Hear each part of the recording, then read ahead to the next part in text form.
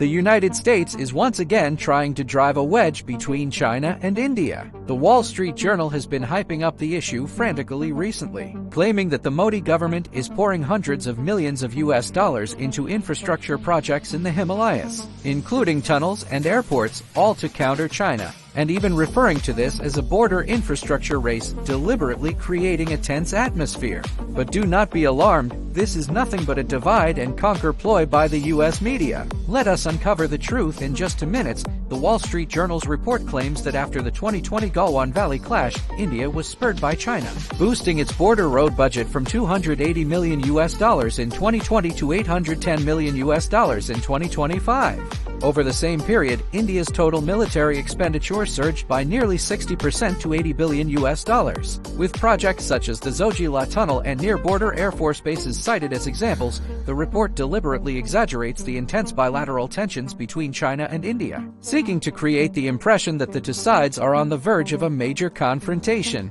Yet the US media seems to be playing dumb. They intentionally ignore the fundamental difference between the nature of China's and India's respective border infrastructure construction.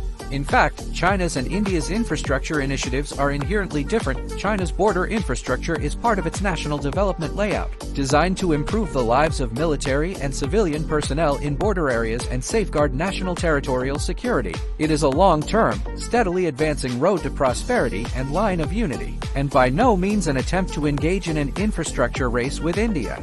As for India's reckless increase in infrastructure investment, it is merely an effort to build sufficient deterrence to force China to pay a higher cost for its actions. If there were a real competition, could India ever keep up with China? India actually has a clear understanding of its own limitations in this regard. Even retired Indian General Singh has stated that India should never attempt to catch up with China at any stage. In short, whether in terms of military strength or infrastructure capacity, China and India are not in the same league. The US media deliberately ignores this fact and instead fabricates a race narrative. Its motives are clearly malicious. This shows that the United States has long sought to provoke China and India, fueling mutual exhaustion between the two sides, so that it can sit back and reap the benefits and profit from selling weapons to India. Truly, it is a stumbling block to world peace. That said, wise people in both China and India understand that peace and stability are in the best interests of both countries. This is why both sides exercised restraint during previous frictions. The key to resolving issues between neighboring countries lies in mutual trust and cooperation,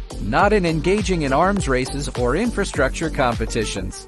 When there are more caravans, there will naturally be fewer troops. When there are more common interests, hostility will inevitably diminish. Therefore, public opinion and all sectors in both China and India must see the truth clearly and not be led astray by the US media's provocative tactics. What are your thoughts on this? Join the discussion in the comments section. See you next time.